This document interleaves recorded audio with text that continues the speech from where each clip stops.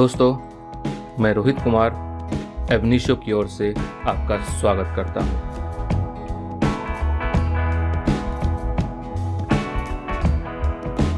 Third semester के PYQ analysis series में आपका स्वागत है। आज हम लोग कंपनी लॉ के entire syllabus and previous year question paper पर चर्चा करेंगे और एनालाइज करेंगे कि एग्जामिनेशन पॉइंट ऑफ व्यू से आपके लिए कौन कौन सा टॉपिक कितना इंपॉर्टेंट है और इन टॉपिक से क्या क्या क्वेश्चन पूछे जाने का ट्रेंड है। इसके लिए हम लोगों ने 2011 से लेकर के 2022 तक के क्वेश्चन पेपर को कंसीडर किया है। टॉपिक नंबर 1 है nature and kinds of companies. अगर short question point of view से देखा जाए तो यहाँ से 2011 में क्वेश्चन पूछा गया है और लगातार 2016 तक क्वेश्चन यहाँ से पूछे जाने का ट्रेंड है शॉर्ट क्वेश्चन में। लेकिन 2016 के बाद यहाँ से कभी भी शॉर्ट क्वेश्चन नहीं पूछा गया है। इसी कारण शॉर्ट क्वेश्चन आने की संभावना यहाँ से बहुत कम होती है। अब यदि long question point of view से देखा जाए तो 2011 से लेकर के 2022 तक यहाँ से लगातार 20 मार्क्स का क्वेश्चन पूछा गया है। 2017 और 2013 ऐसा साल है जब 20 मार्क्स में 2 शॉर्ट क्वेश्चन पूछा गया है। अदरवाइज यहाँ से लॉन्ग क्वेश्चन पूछे जाने का ट्रेंड है। अब अगर मार्क्स की बात की जाए तो यहाँ से मिनिमम 20 मार्क्स का क्वेश्चन पूछा गया है 2017, 18, 19, 20, 21 एंड 22 में, जबकि 30 मार्क्स का क्वेश्चन 2013 एंड 14 में आया है। 40 मार्क्स का क्वेश्चन 2016 में पूछा गया है। आप देख सकते हैं, एक लॉन्ग क्वेश्चन और 2 शॉर्ट क्वेश्चन। 50 मार्क्स का क्वेश्चन भी यहाँ से पूछा गया है 2012 में एंड 2015 में। 2015 में एक लॉन्ग क्वेश्चन यहाँ से और 3 शॉर्ट क्वेश्चन पूछा गया है। एंड 2012 में भी हम लोग देख सकते हैं 3 short question and 1 long question, जबकि यहाँ से 2011 में 60 मार्क्स तक का क्वेश्चन पूछा जा चुका है। और आपको मालूम ही होगा 60 मार्क्स को हम लोग आउटलायर के रूप में कंसिडर करते हैं। अब अगर बात की जाए क्वेश्चन पैटर्न की तो यहाँ से अगर क्वेश्चन पूछा जाएगा तो ज़्यादातर उम्मीद है लॉन्ग क्वेश्चन पूछा जाएगा and that is of 20 marks. Topic number 2 है promotion and formation of company. अगर short question point of view से देखा जाए तो इस पर्टिकुलर टॉपिक से 2011 से लेकर के 2019 तक लगातार शॉर्ट क्वेश्चन पूछा गया है। 2020 एंड 21 में OBE एंड कोविड की वजह से यहाँ से शॉर्ट क्वेश्चन नहीं पूछा गया है, बल्कि आप देख सकते हैं 2022 में यहाँ से फिर शॉर्ट क्वेश्चन आया है। अगर long question point of view से देखा जाए, इस पर्टिकुलर टॉपिक से कभी भी कोई भी लॉन्ग क्वेश्चन नहीं पूछा गया है। इसी कारण long question point of view से ये टॉपिक आपके लिए इंपॉर्टेंट नहीं होता है, लेकिन short question point of view से ये टॉपिक आपके लिए बहुत ही ज़्यादा इंपॉर्टेंट है। अगर यहाँ से क्वेश्चन आता है तो शॉर्ट क्वेश्चन आने की संभावना है and that is of 10 marks. Topic number 3 है कंपनीज कॉन्स्टिट्यूशनल डॉक्यूमेंट्स। अब अगर short question point of view से देखा जाए तो यहाँ से 2011 से लेकर के 2016 तक लगातार क्वेश्चन पूछा गया है। 2017 में यहाँ से कोई भी शॉर्ट क्वेश्चन नहीं पूछा गया है। देन उसके बाद 2018 एंड 19 में क्वेश्चन पूछा गया है। OBE में यहाँ से कोई भी शॉर्ट क्वेश्चन नहीं आया है, लेकिन फिर आप देख सकते हैं 2022 में यहाँ से क्वेश्चन पूछा गया है। इट मीन्स शॉर्ट क्वेश्चन यहाँ से पूछा जा सकता है।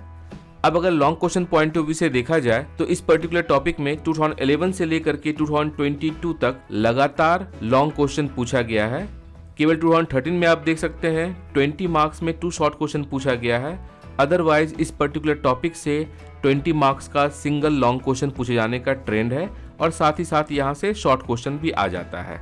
अब अगर मार्क्स की बात की जाए तो इस पर्टिकुलर टॉपिक से मिनिमम 20 मार्क्स एंड मैक्सिमम 2011 में 60 मार्क्स का क्वेश्चन पूछा जा चुका है। 60 मार्क्स इज आउटलायर। तो अगर यहाँ से क्वेश्चन पूछा जाता है तो ये माना जा सकता है कि एक शॉर्ट क्वेश्चन और एक लॉन्ग क्वेश्चन यहाँ से बनेगा। और अगर मार्क्स की बात की जाए तो 20 to 30 मार्क्स का क्वेश्चन यहाँ से पूछे जाने की संभावना है। टॉपिक नंबर 4 है प्रोस्पेक्टस।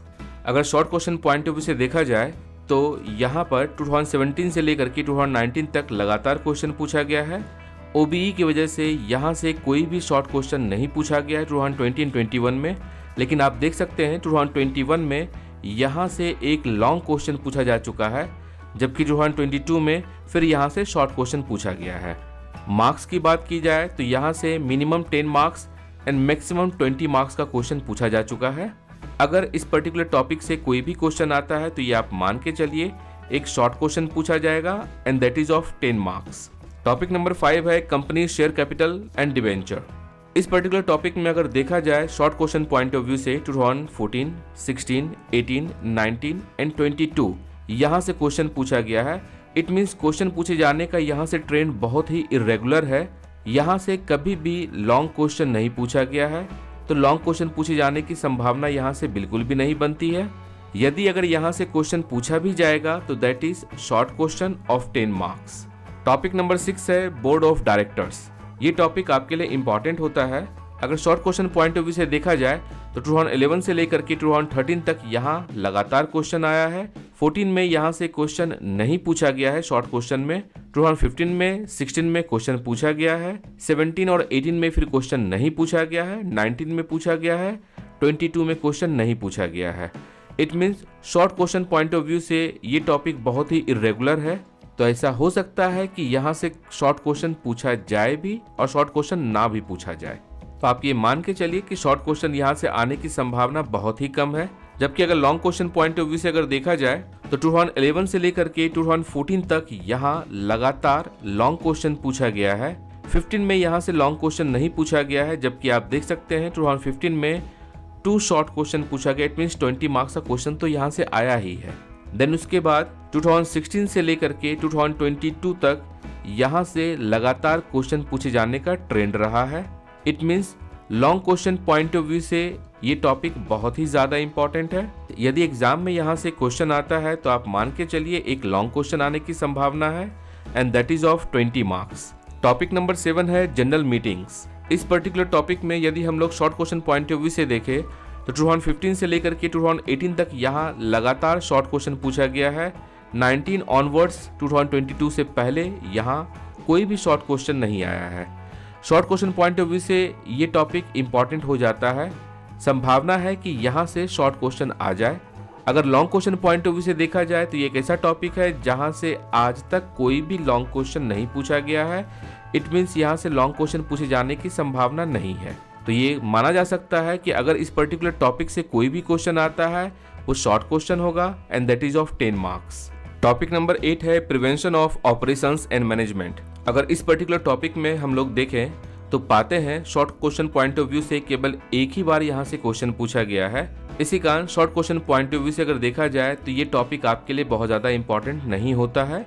लेकिन अगर long question point of view से अगर देखा जाए तो 2011 से लेकर के 2022 तक यहाँ से लगातार 20 मार्क्स का क्वेश्चन पूछे जाने का ट्रेंड रहा है। समटाइम्स ऐसा रहा है कि 20 मार्क्स में 2 शॉर्ट क्वेश्चन पूछा गया है। लाइक आप देख सकते हैं 2013 में, 2016 में, 2018, 2019 में यहाँ से 20 मार्क्स का 2 शॉर्ट क्वेश्चन पूछा गया है। इट मीन्स अगर इस पर्टिकुलर टॉपिक से क्वेश्चन आता है तो आप ये मान के चलिए 20 मार्क्स का क्वेश्चन तो यहाँ से आएगा ही।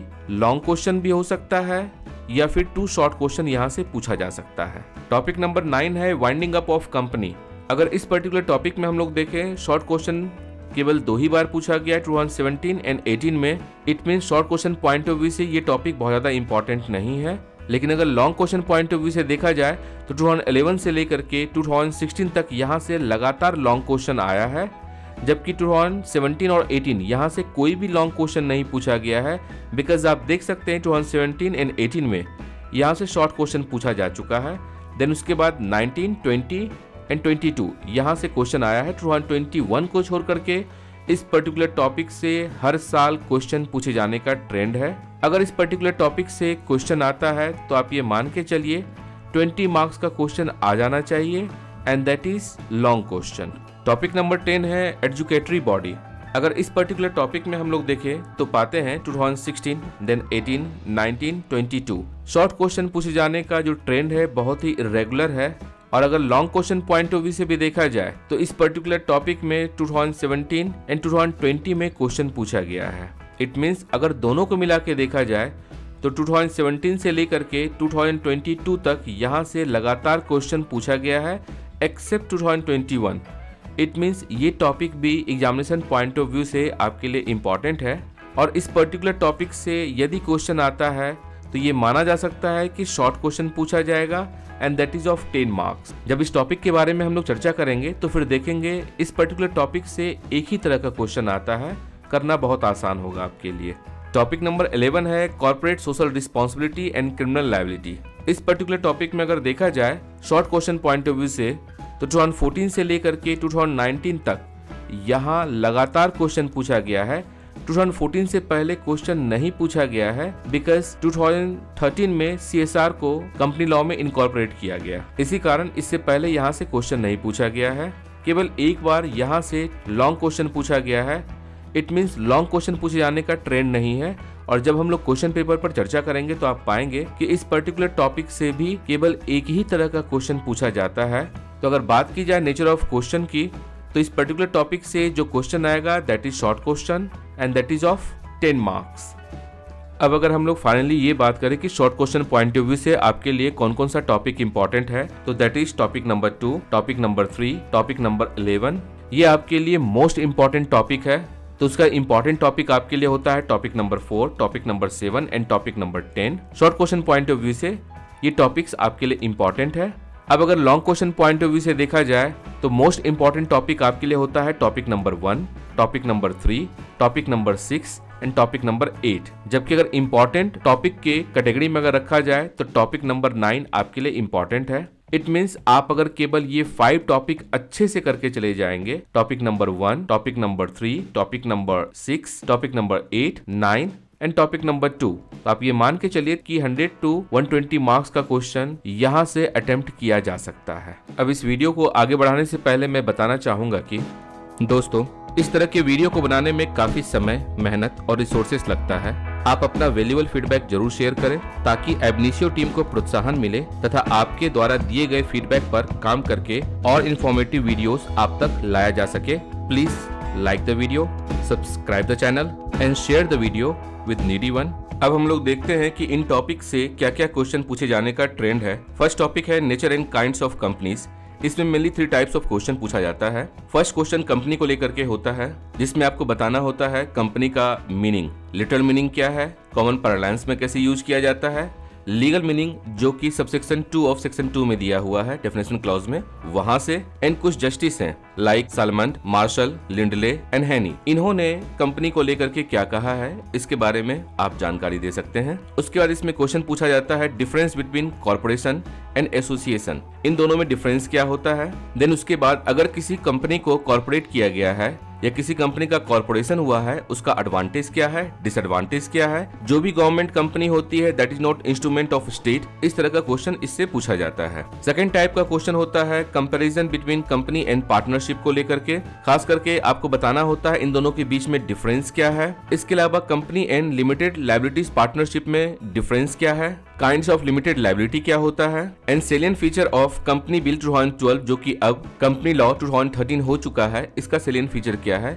यहाँ से एक आध बार क्वेश्चन आ चुका है। इस पर्टिकुलर टॉपिक से जो सबसे ज्यादा इंपॉर्टेंट क्वेश्चन बनता है that is theory of corporate personality को लेकर के, जिसमें आपको बताना होता है कॉर्पोरेट पर्सनालिटी का मीनिंग क्या है, लीगल पर्सनालिटी क्या होता है, कॉर्पोरेट वेल क्या होता है, वो प्रिंसिपल और सर्कमस्टांसेस क्या है जिस कंडीशन में कॉर्पोरेट वेल को लिफ्ट किया जा सकता है। और इसमें आपको केस लॉस और कंडीशन साइड करना होता है। जब आप टेल्को वाला केस देखेंगे उस केस में 5 सर्कमस्टांसेस दिया हुआ है जहां कॉर्पोरेट वेल को लिफ्ट किया जा सकता है, like determining the character of the company, second prevention of fraud और improper conduct, third revenue loss या टैक्स इवेजन के केस में आपका होता है, fourth avoidance of welfare legislation, उस कंडीशन में भी अगर कोई कंपनी इस तरह का फ्रॉड करती है उस कंडीशन में भी कॉर्पोरेट वेल लिफ्ट किया जाता है, एंड फिफ्थ कंडीशन दिया हुआ है कंपनी एज एजेंसी और ट्रस्ट। तो इस तरीके से ये 5 प्रिंसिपल ले डाउन किया गया है Telco versus state of Bihar 1965 वाला केस, जो कि आप यहाँ देख सकते हैं।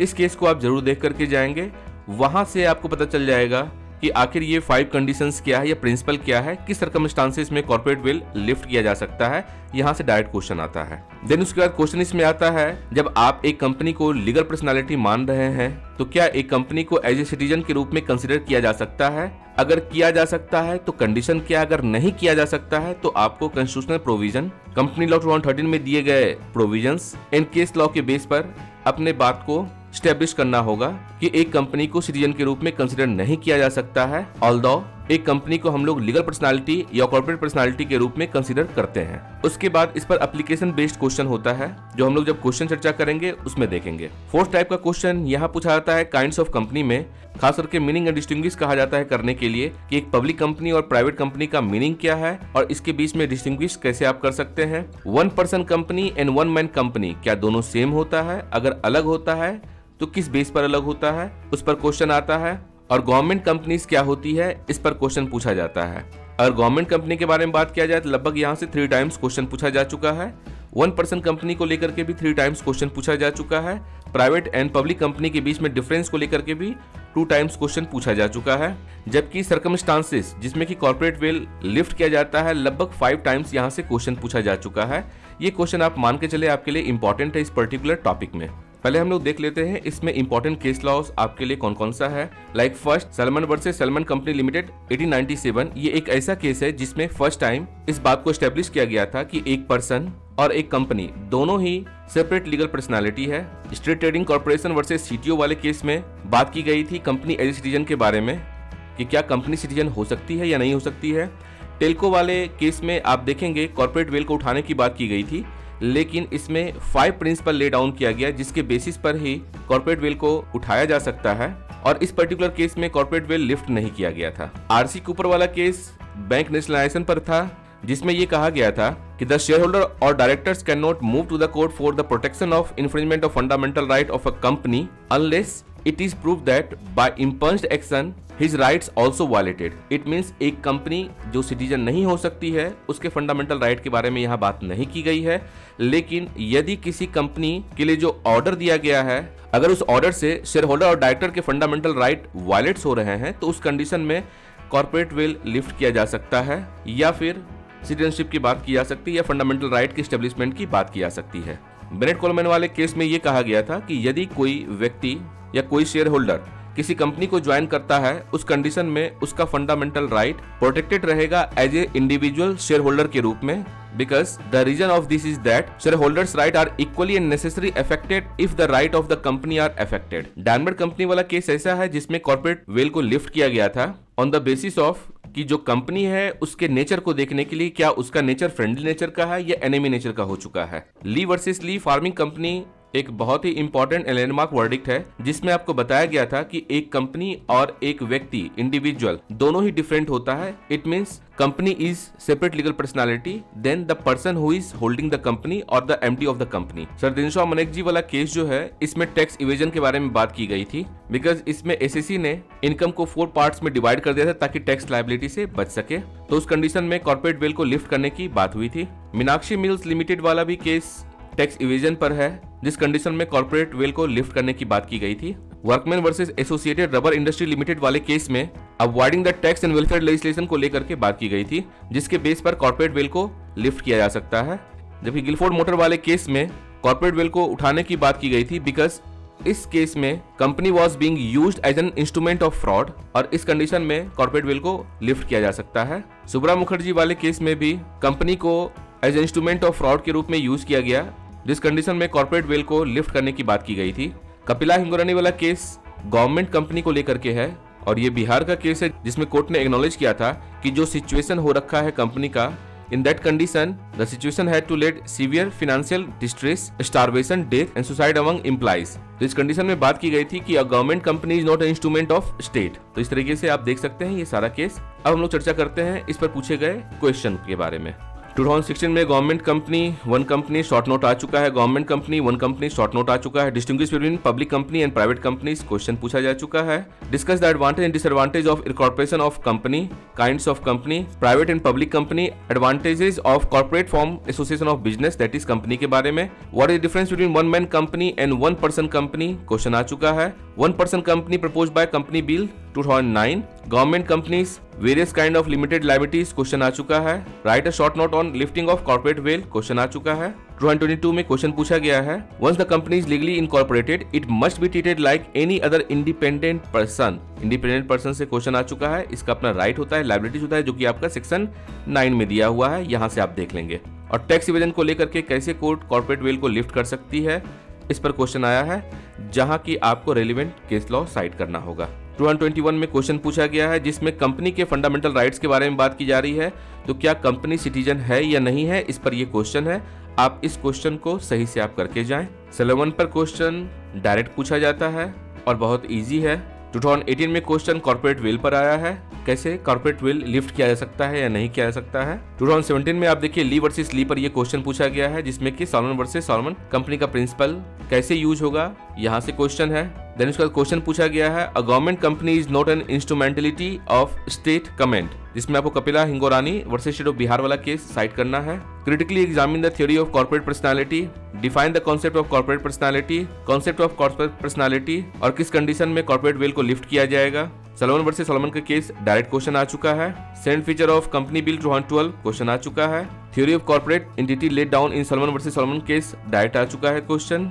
अब यदि क्वेश्चन पूछा जाता है केसेस ऑन आर्टिफिशियल पर्सन या कॉर्पोरेट पर्सनालिटी को लेकर के, तो एक केस है कंडोली टी वाला, इंडिया का केस है 1886 का, कलकत्ता हाई कोर्ट ने इसमें डिसीजन दिया था, वो केस आप जरूर साइट कीजिएगा। उसके बाद सालमन वर्सेस सालमन का आप केस साइट कीजिएगा। ली वर्सेस ली का केस आप साइट कीजिएगा। देन उसके बाद टेल्को वर्सेस बिहार का केस ये साइट किया जाएगा। और इसके अलावा एक और केस था दैट वाज शिरोमणि गुरुद्वारा प्रबंधक कमेटी वर्सेस सामनाथ दास 2001 का ये केस है, जिसमें सुप्रीम कोर्ट का कहना होता है कि Guru Granth Sahib is a legal entity and its management authorise authority from it. The entity acts like a natural person but only through designated person whose acts are processed within the ambit of law. तो गुरु ग्रंथ साहिब को इसमें separate legal entity के रूप में consider किया गया था। अब अगर क्वेश्चन आता है company is not a citizen of India, या कंपनी सिटीजन है या नहीं है, उसमें हम लोग सबसे पहले साइट करेंगे स्टेट ट्रेडिंग कॉर्पोरेशन वाले केस को। सेकंड आरसी कूपर वाला केस इसमें साइट किया जाएगा। थर्ड बेनेट कोलमैन वाला केस इसमें साइट किया जाएगा। अब अगर क्वेश्चन आएगा लिफ्टिंग ऑफ कॉर्पोरेट वेल को लेकर के, तो याद रखिएगा 3 ऐसा केसेस है जिसमें कॉर्पोरेट वेल को लिफ्ट नहीं किया गया था। लाइक टेल्को वाले केस में कॉर्पोरेट वेल को लिफ्ट नहीं किया गया है, लेकिन इसमें 5 प्रिंसिपल ले डाउन किया गया था। ये 5 सर्कमस्टांसेस के बारे में बात की गई थी जिन सर्कमस्टांसेस पर कॉर्पोरेट वेल लिफ्ट किया जा सकता है। कंडोली टी कंपनी लिमिटेड जो 1886 का केस है, वहां पर भी रिजेक्ट किया जा चुका था कॉर्पोरेट वेल को लिफ्ट करने के लिए। एंड एक केस है 2004 का दैट इज प्रेमलता भाटिया वाला केस, उसमें भी रिजेक्ट किया जा चुका था कि कॉर्पोरेट वेल को उसमें लिफ्ट नहीं किया जाएगा। बाकी किस किस कंडीशन में कॉर्पोरेट वेल को लिफ्ट किया जाएगा इसके बारे में हम लोगों ने ऑलरेडी डिटेल में चर्चा किया है। नेक्स्ट टॉपिक है promotion and formation of company, जिसमें मेनली क्वेश्चन पूछा जाता है कि प्रमोटर कौन होता है, प्रमोटर की ड्यूटीज क्या है, इसका legal position with respect to company क्या होता है, इसकी पावर लायबिलिटीज के बारे में, और इस पर एप्लीकेशन बेस्ड क्वेश्चन पूछे जाने का ट्रेंड है। इस टॉपिक में केवल एक ही केस लॉ है, रिलेंगर वर्सेस न्यू सेम्बेडो फॉस्फेट कंपनी 1878 का केस है and it is a landmark case, जिसमें बताया गया था कि what is the relation between a promoter and newly form companies, और उसमें जो प्रमोटर होते हैं उनका कंपनी के साथ और उनके शेयर होल्डर के साथ कैसे फिड्यूशियरी रिलेशनशिप होता है, इसके बारे में बात की गई थी।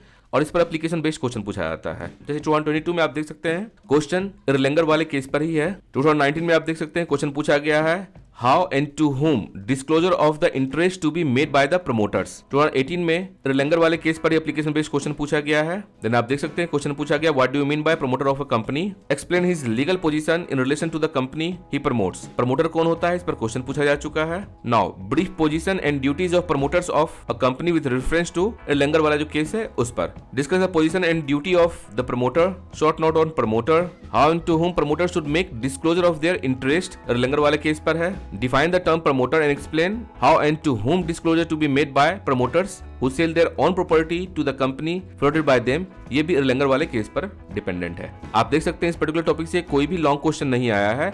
इट मींस इस पर्टिकुलर टॉपिक से जब भी क्वेश्चन पूछा जाएगा प्रमोटर्स कौन है इसे डिफाइन करना है, इसकी ड्यूटीज क्या है, लीगल पोजीशन क्या है, और रिलेंगर वाले केस को आप अच्छी तरीके से देख लीजिएगा। इस पर्टिकुलर टॉपिक से 10 मार्क्स का क्वेश्चन करना बहुत ही आसान है।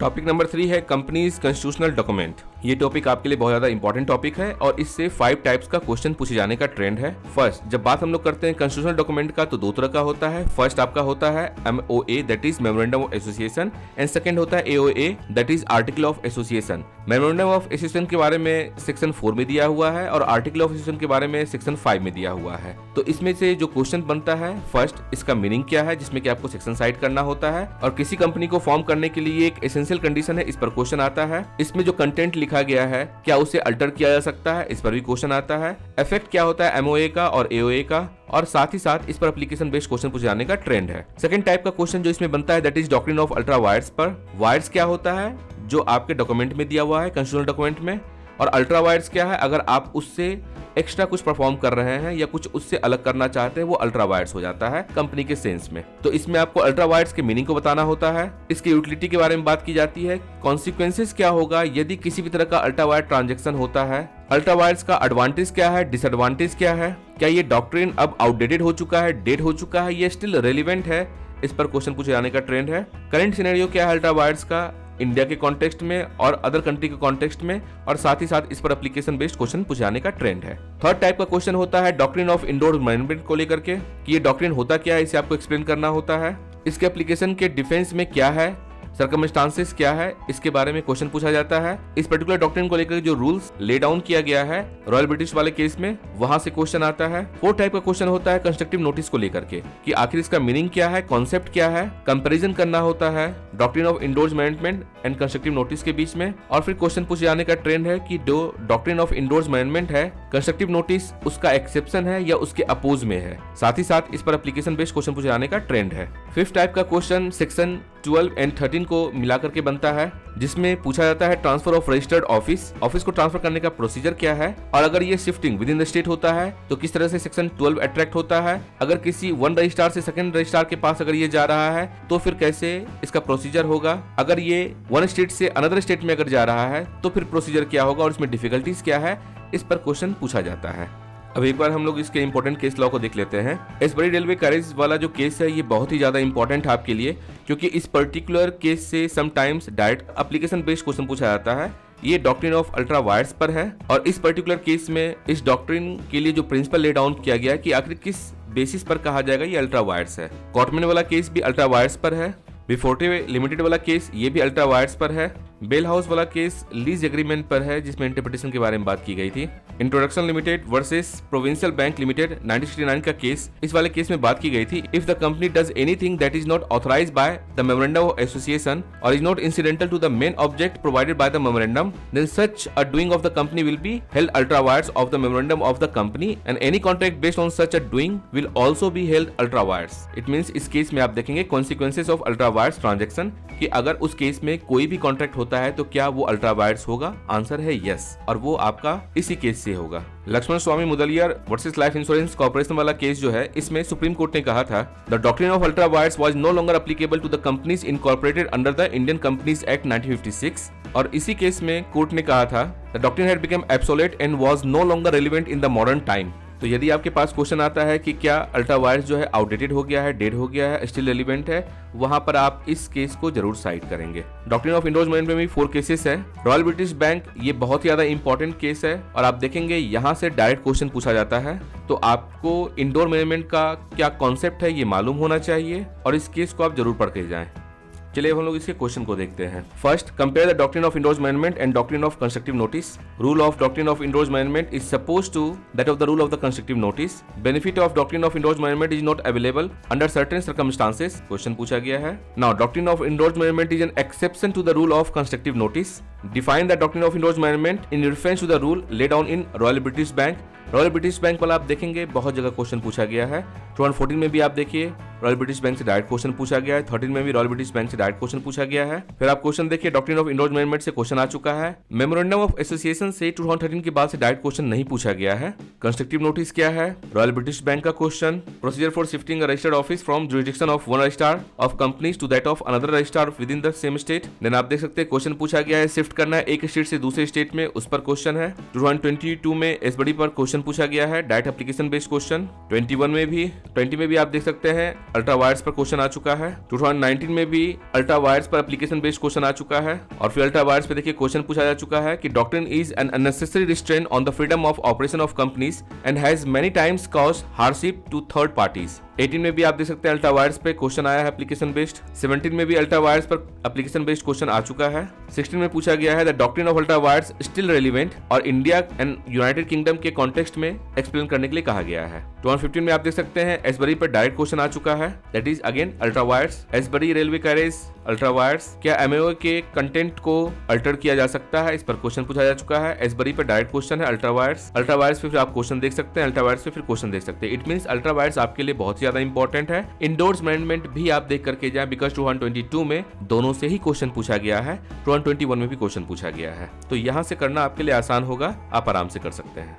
टॉपिक नंबर 4 है प्रोस्पेक्टस। बहुत ही सिंपल है और यहाँ से केवल एक ही तरह का क्वेश्चन आता है, प्रोस्पेक्टस से ही आता है, जिसमें आपको बताना होता है इसका मीनिंग क्या है, इसे डिफाइन करने के लिए कितने तरह का प्रोस्पेक्टस होता है, बिकॉज आपके सिलेबस में दिया हुआ है, ब्रीज प्रोस्पेक्टस दिया है, शेयर प्रोस्पेक्टस दिया है, रेड हेरिंग प्रोस्पेक्टस दिया हुआ है, तो कितने तरह का है प्रोस्पेक्टस वहां से आप क्वेश्चन देख सकते हैं। रेड हेरिंग से डायरेक्ट क्वेश्चन आ चुका है। प्रोटेक्शन अगेंस्ट मिस रिप्रेजेंटेशन यहाँ से क्वेश्चन आया और इसके एप्लीकेशन के बेस पर क्वेश्चन पूछा जाता है। इस पर्टिकुलर टॉपिक में कोई भी केस लॉ नहीं है। अब हम लोग देखते हैं इसके क्वेश्चन को। Define prospectus and discuss various kind, what is prospectus, how is an investor protected against any misrepresentation, question आ चुका है। अब किसी प्रोस्पेक्टस में मिसलीडिंग है स्टेटमेंट तो क्या उसमें कंपनसेशन मिलेगा, क्वेश्चन आ चुका है। और 1/121 में प्रोस्पेक्टस पे लॉन्ग क्वेश्चन पूछा गया है। यहाँ से क्वेश्चन करना बहुत इजी है। नेक्स्ट टॉपिक है topic number 5, that is company share Capitals and debenture. यहाँ से भी एक ही तरह का क्वेश्चन आता है, खास करके आपको शेयर कैपिटल और डिवेंचर को लेकर के इसका मीनिंग क्या है, इस पर शॉर्ट नोट्स, कितने तरह का शेयर कैपिटल होता है इसके बारे में बताना होता है, और शेयर कैपिटल एंड डिवेंचर के बीच में डिफरेंसेस क्या होता है, इस पर क्वेश्चन पूछे जाने का ट्रेंड है।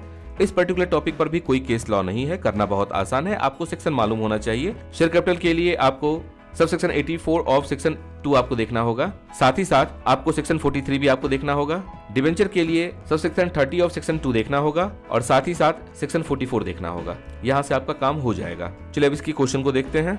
Answer any two, comparison between share and debenture, right analytical notes on any of the following, share capital of a company, write short note of share capital of a company, difference between share capital and debenture, discuss the kind of share capital and difference between share and debenture। यहाँ से कभी भी कोई long question नहीं आया है, जब भी आएगा यहाँ से शॉर्ट क्वेश्चन ही आएगा और क्वेश्चन आप जान चुके, ये क्वेश्चन आउट हो चुका है। को मालूम होना चाहिए कि शेयर कैपिटल क्या होता है, डिवेंचर क्या होता है, दोनों के बीच में डिफरेंस क्या है। टॉपिक नंबर 6 है बोर्ड ऑफ डायरेक्टर्स। यह टॉपिक आपके लिए बहुत इंपॉर्टेंट है। इस पर्टिकुलर टॉपिक से 3 तरह का क्वेश्चन आता है। फर्स्ट क्वेश्चन आता है कॉर्पोरेट गवर्नेंस को लेकर के कि अपॉइंटमेंट ऑफ डायरेक्टर क्या होता है, इसका क्वालिफिकेशन क्या होता है, और आपको मालूम है अपॉइंटमेंट को लेकर के सेक्शन 152 में दिया हुआ है। इनकी ड्यूटीज क्या होती है, इनकी ड्यूटी किसके लिए होती है, और फिड्यूशियरी रिलेशन के बारे में बात होती है। ड्यूटीज के बारे में सेक्शन 166 में दिया हुआ है। इसके ऊपर जो लायबिलिटीज होती है क्रिमिनल एंड सिविल की, इसके बारे में आपको चर्चा करना होता है और एप्लीकेशन बेस्ड क्वेश्चन पूछा जाता है।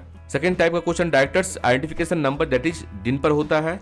इसका मीनिंग क्या है, लीगल प्रोविजन क्या है और एसेंशियल क्वालिफिकेशंस क्या है, यदि कोई पर्सन डायरेक्टर बनता है तो क्या डिन का होना अनिवार्य है, उस पर क्वेश्चन पूछा जाता है। देन उसके बाद थर्ड टाइप का क्वेश्चन आता है इंडिपेंडेंट डायरेक्टर को लेकर के कि आपको मीनिंग बताना होता है इसका, लीगल प्रोविजन क्या है, एसेंशियल रिक्वायरमेंट क्या है इंडिपेंडेंट डायरेक्टर को लेकर के, और ये आपको मिल जाएगा सेक्शन 149 एंड 150 में आपको दिख जाएगा इसके बारे में कि आखिर होता क्या है इंडिपेंडेंट डायरेक्टर, किस किस कंडीशन में हम लोग बना सकते हैं, एसेंशियल रिक्वायरमेंट क्या है और इसे रखना क्यों जरूरी है। अब एक बार देखते हैं इसके केस लॉ को। परस्यूअल वर्सेस राइट वाले केस में ब्रीच ऑफ फिड्यूशियरी ड्यूटी के बारे में बात की गई है, जबकि बर्लैंड वाले केस में आप देखेंगे डिस्प्यूट होता है शेयर होल्डर एंड डायरेक्टर्स के बीच में, जिसमें कोर्ट का कहना होता है कि the court will not interfere with the internal management of the companies unless there is a evidence of fraud और illegality. City equitable fire insurance corporation limited वाला जो केस है, इस केस में बात किया गया है डायरेक्टर्स की ड्यूटीज क्या होती है, स्पेसिफिकली ड्यूटी ऑफ केयर के बारे में इसमें बात की गई है। रिगल हेस्टिंग लिमिटेड वाला केस बहुत इंपॉर्टेंट है। समटाइम्स आप देखेंगे डायरेक्टली यहाँ से क्वेश्चन पूछा गया है,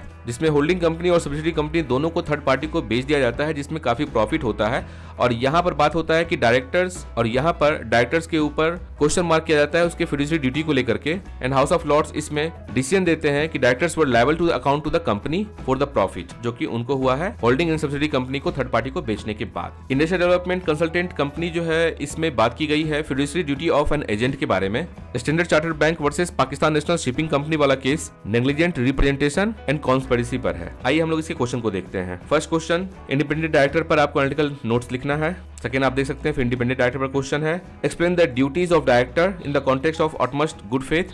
देन आप देख सकते हैं डिन पर क्वेश्चन पूछा जा चुका है। अगेन डिन पर क्वेश्चन है, appointment of first director of a company. 222 में आप देख सकते हैं इंडिपेंडेंट डायरेक्टर को लेकर के क्या रिक्वायरमेंट है, इस पर क्वेश्चन पूछा जा चुका है। 221 में एप्लीकेशन बेस्ड क्वेश्चन पूछा जा चुका है, वो भी दो क्वेश्चन। 2020 में भी आप देख सकते हैं एप्लीकेशन बेस्ड क्वेश्चन पूछा जा चुका है। 2019 में ड्यूटीज ऑफ डायरेक्टर पर क्वेश्चन आ चुका है। इंडिपेंडेंट डायरेक्टर को लेकर के क्वेश्चन आ चुका है। रिगल हेस्टिंग वाला क्वेश्चन आप देख सकते हैं डायरेक्ट क्वेश्चन आ चुका है। Who can be appointed as director of the company, क्या रिक्वायरमेंट है उस पर क्वेश्चन आ चुका है। फिड्यूशियरी रिलेशनशिप पर क्वेश्चन आ चुका है। फिड्यूशियरी पोजीशन पर फिर क्वेश्चन आ चुका है, और साथ ही एप्लीकेशन बेस्ड क्वेश्चन है। ड्यूटीज ऑफ डायरेक्टर पर क्वेश्चन आ चुका है। फिड्यूशियरी पोजीशन पर क्वेश्चन आ चुका है। क्वेश्चन करना यहाँ से आसान है, आप आराम से कर सकते हैं।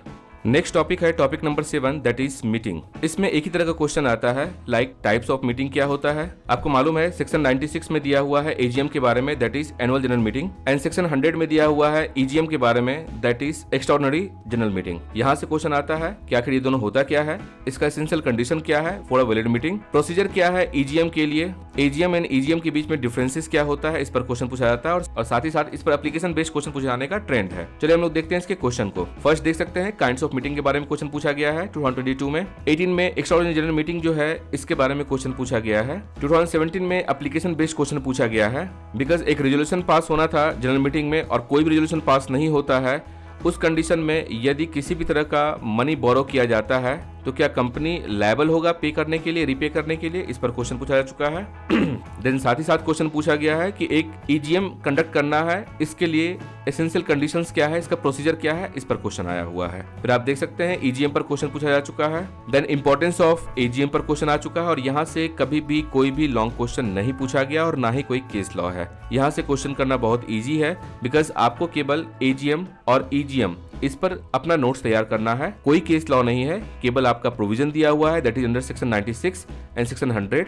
आप ये तैयार कर लेते हैं, करना बहुत आसान है। टॉपिक नंबर 8 है prevention of operation of mismanagement. इस पर्टिकुलर टॉपिक से 3 टाइप्स का क्वेश्चन आता है। फर्स्ट क्वेश्चन है protection of minority share holder, खास करके ऑपरेशन को लेकर के इसमें क्वेश्चन बनता है कि ऑपरेशन का कॉन्सेप्ट क्या है, इसका मीनिंग क्या है, कैसे इस ऑपरेशन या मिसमैनेजमेंट को लेकर के प्रिवेंशन के बारे में बात की जाती है, कंडीशन क्या होता है रिलीफ का, एक्सेप्शन क्या है ऑपरेशन का जो कि दिया हुआ है फॉस वर्सेस हॉस्पिटल रूल और इसमें 4 चीजें होती हैं। फर्स्ट आपका एक्स अल्ट्रा वायर्स, सेकेंड आपको होता है फ्रॉड ऑन माइनॉरिटी, थर्ड होता है act requiring special majority and fourth होता है wrong doers in control ETC. इस एक्सेप्शन को लेकर के क्वेश्चन पूछा जाता है, साथ ही साथ एप्लीकेशन बेस्ड इस पर क्वेश्चन होता है। जैसे अगर किसी कंपनी से किसी चेयरमैन को रिमूव कर दिया गया है तो क्या वो ऑपरेशन होगा या नहीं होगा, यदि किसी तरह का डिससेटिस्फेक्शन होता है माइनॉरिटी के बीच में तो केवल उस डिससेटिस्फेक्शन को हम लोग ऑपरेशन कहेंगे या नहीं कहेंगे। अगर कंपनी के बोर्ड ऑफ डायरेक्टर के द्वारा या मेजोरिटी के द्वारा कोई भी मालाफाइड इंटेंशन होता है तो क्या वो ऑपरेशन का पार्ट बनता है, या जब डिसइन्वेस्टमेंट हो रहा है किसी भी कंपनी का तो उस कंडीशन में यदि उसके शेयर को मेजोरिटी ऑफ डायरेक्टर्स अपने फ्रेंड्स को सेल आउट करते हैं तो क्या वो ऑपरेशन का पार्ट होगा या नहीं होगा, इस पर क्वेश्चन पूछा जाता है। रिमूवल वाला क्वेश्चन जो है वो साइरस मिस्त्री का केस 2021 का है, वहां से है, उस केस को आप जरूर देख लीजिएगा। सेकंड क्वेश्चन बनता है क्लास एक्शन सूट पर which is given under section 245, इसका मीनिंग क्या होता है और ट्राइब्यूनल का क्लास एक्शन सूट में रोल क्या होता है और पावर क्या है, इस पर क्वेश्चन पूछा जाता है। अब तक एक बार क्वेश्चन पूछा जा चुका है कि कैसे प्राइवेट कंपनी को पब्लिक कंपनी में कन्वर्ट किया जा सकता है। चलिए अब इसके एक बार केस लॉ को देखते हैं। फोर्स वर्सेस हॉस्पिटल, ये केस माइनॉरिटी शेयर होल्डर के राइट इट मींस ऑपरेशन पर है। अचार हार्मर वाला केस भी ऑपरेशन पर है। Scottish cooperative wholesale society limited, ये वाला केस भी ऑपरेशन पर है। शांति प्रसाद वाला केस भी ऑपरेशन पर है। निडर इंडस्ट्री वाला केस प्राइवेट कंपनी को कैसे पब्लिक कंपनी में कन्वर्ट किया जाता है, इस पर है। एमएचडीसी वाला केस सेक्शन 397 पर है।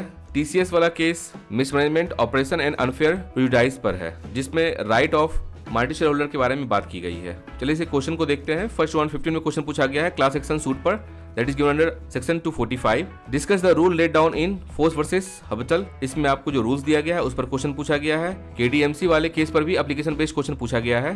सेक्शन 241 पर क्वेश्चन पूछे जाने का यहाँ से ट्रेंड है, आप देख सकते हैं। Class action suit that is section 245 question पूछा जा चुका है। क्लास एक्शन सूट फिर यहाँ भी क्वेश्चन पूछा जा चुका है। ऑपरेशन पर एप्लीकेशन बेस्ड क्वेश्चन, ऑपरेशन पर स्टेटमेंट बेस्ड क्वेश्चन, माइनॉरिटीज के राइट पर दैट इज ऑपरेशन पर फिर क्वेश्चन पूछा जा चुका है। सेक्शन 241 पर क्वेश्चन आप देख सकते हैं। प्रिवेंशन ऑफ ऑपरेशन पर फिर क्वेश्चन पूछा जा चुका है। ऑपरेशन पर फिर क्वेश्चन आप देख सकते हैं। फोर्स वर्सेस हॉस्पिटल पर यहाँ क्वेश्चन पूछा जा चुका है। सेक्शन 397 एंड 398 पर क्वेश्चन पूछा जा चुका है रिलीफ को लेकर के कि अगर ऑपरेशन होता है तो उसमें कैसे रिलीफ मिलता है, that is given under section 397 and 398। 397 398 पर दोबारा क्वेश्चन है, बट एक बात आप याद रखिएगा 397 एंड 398 पर क्वेश्चन 2013 तक ही पूछा गया है। उसके बाद 397 398 पर डायरेक्ट क्वेश्चन नहीं पूछा गया है, बल्कि क्वेश्चन रिलीफ के रूप में आया है। तो आप जब भी इसका आंसर तैयार करेंगे that would be in the terms of relief. Next topic है topic number 9 that is winding up of companies. इसमें मेनली एक ही तरह का क्वेश्चन आता है, क्योंकि अगर आप देखेंगे वाइंडिंग अप के बारे में तो इसके मोड्स के बारे में सेक्शन 270 में चर्चा किया गया है। दो तरह का मोड होता है, by tribunals and second voluntary. तो वाइंडिंग अप क्या होता है, इसका मोड्स क्या होता है, कंपलसरी वाइंडिंग अप क्या होता है जो ट्राइब्यूनल के द्वारा किया जाता है या कोर्ट्स के द्वारा किया जाता है, ग्राउंड्स क्या होता है कंपलसरी वाइंडिंग अप का, जस्ट एंड इक्विटेबल, इस पर क्वेश्चन बराबर पूछे जाने का ट्रेंड है। साथ ही साथ इस पर एप्लीकेशन बेस्ड क्वेश्चन पूछे जाने का ट्रेंड है कि सपोज अगर किसी कंपनी को पेटेंट ग्रांट नहीं किया गया है लेकिन उनके एमओए में या एओए में ये दिया हुआ है कि पेटेंट ग्रांटेड प्रोडक्ट पर वो सेल आउट कर रहे हैं और अगर उनको पेटेंट ग्रांट नहीं मिलता है तो उस कंडीशन में क्या वाइंडिंग अप हो सकता है, तो इसको लेकर के क्वेश्चन पूछा जाता है। और ये जर्मन डेट कॉफी वाला केस जो है उस पर है। सेकेंड आपको क्वेश्चन बनता है डेरिवेटिव्स को लेकर के कि फ्यूचर ट्रेडिंग को लेकर के अगर कोई लॉ अगर बनाया गया है तो उस कंडीशन में क्या यहाँ पर अगर कोई कंपनी इस चीज को वॉलेट करती है तो क्या वाइंडिंग अप किया जा सकता है। ये सेठ मोहनलाल वाले केस पर है। थर्ड आपको बनता है गैम्बलिंग को लेकर के, because gambling is purely matter of luck and chance, तो उस कंडीशन में क्या यहाँ पर बाइंडिंग अप किया जा सकता है, because this is not just and equitable. And fourth question directly यहाँ से पूछा गया है एल्युमिनियम कॉर्पोरेशन ऑफ इंडिया से। चलिए इसके केस लॉ को एक बार देखते हैं। जर्मन डेट कॉफी कंपनी वाला जो केस है, ये केस है पेटेंट को लेकर के कि कंपनी फॉर्म की जाती है to work a German patent for manufacturing coffee from date and to obtain other patents for improvement and extension of the said invention और any modification thereof incidental thereto. लेकिन होता यह है कि इनको पेटेंट आपको नहीं मिलता है, उस कंडीशन में सूट फाइल की जाती है for the winding of the company. तो यहाँ से ये केस बनता है। सेठ मोहनलाल वाला केस जो है ये future investment that is derivatives को लेकर के केस है। एल्युमिनियम कॉर्पोरेशन वाले केस में भी बाइंडिंग अप के बारे में बात होती है, जिसमें आपको बात की जाती है कि discretionary power must always be guided by principle of justice and fairness. ये निजदे टोबैको कंपनी वाले केस में कहा जाता है कि the company could be wound up as just and equitable under the Companies Consolidation Act 1908। तो जस्ट और इक्विटेबल के बारे में बात की गई है इसमें। चलिए इसे क्वेश्चन को देखते हैं। रजिस्टर 118 में आप देखिए पेटेंट को लेकर के है, ये आपका जर्मन डेट कॉफी कंपनी वाला केस है, वहां से एप्लीकेशन बेस्ड क्वेश्चन है। Again manufacturing of coffee date under the German patent, ये भी आपका जर्मन डेट कॉफी वाला केस है। 2022 में क्वेश्चन डायरेक्ट पूछा जा चुका है एल्युमिनियम कॉर्पोरेशन को लेकर के। 2020 में सेठ मोहनलाल वाला केस है, उस पर एप्लीकेशन बेस्ड क्वेश्चन पूछा जा चुका है फ्यूचर डेरिवेटिव्स को लेकर के। 2019 में आप देख सकते हैं win to luck incorporation private limited वाला केस है, जिसमें बात की गई है गैम्बलिंग की, which is totally matter of luck and chance, उस पर आपका एप्लीकेशन बेस्ड क्वेश्चन है। जस्ट एंड इक्विटेबल को लेकर के 2016 में भी क्वेश्चन पूछा गया है। 2015 में ग्राउंड्स पूछा गया है कंपलसरी वाइंडिंग अप का। 2014 में भी ग्राउंड्स पूछा गया है कंपलसरी वाइंडिंग अप का, और कंपलसरी वाइंडिंग अप का मतलब है winding up by the court order tribunal, जो कि आपका दिया हुआ है सेक्शन 271 में। नाउ 2013 में क्वेश्चन पूछा गया है different mode of winding up, जो कि दिया हुआ है सेक्शन 270 में। Now grounds of compulsory winding up, again discuss the ground of compulsory winding up. इस तरीके से टॉपिक नंबर 9 आपका समाप्त होता है। आई होप यहाँ से क्वेश्चन करना आपके लिए इजी होगा।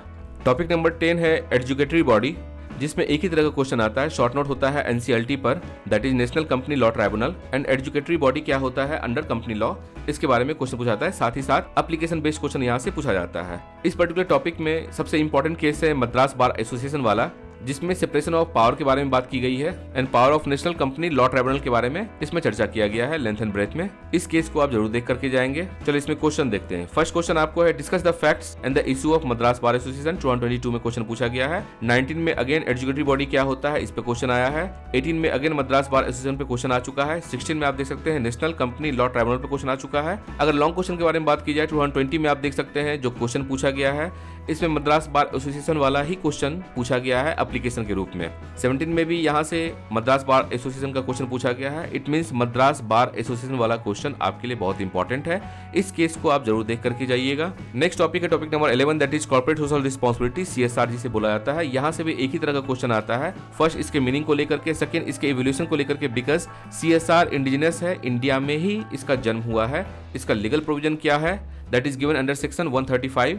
इसका फीचर्स क्या होता है, और साथ ही साथ इस पर एप्लीकेशन बेस्ड क्वेश्चन पूछे जाने का ट्रेंड है। जैसे 2022 में हम लोग देख सकते हैं क्वेश्चन आपको पूछा गया है एप्लीकेशन बेस्ड सीएसआर के एक्सपेंडिचर को लेकर के। 19 में फिर क्वेश्चन पूछा गया है कि सीएसआर जो है ये मैंडेटरी जो है वो क्यों है, और 2019 में जो इसका अमेंडमेंट हुआ है उसमें क्या स्टेटस है। देन 18 में आप देख सकते हैं right a short note on CSR. 17 में अगेन सीएसआर पर आपका क्वेश्चन पूछा गया है। 16 में भी सीएसआर पर क्वेश्चन।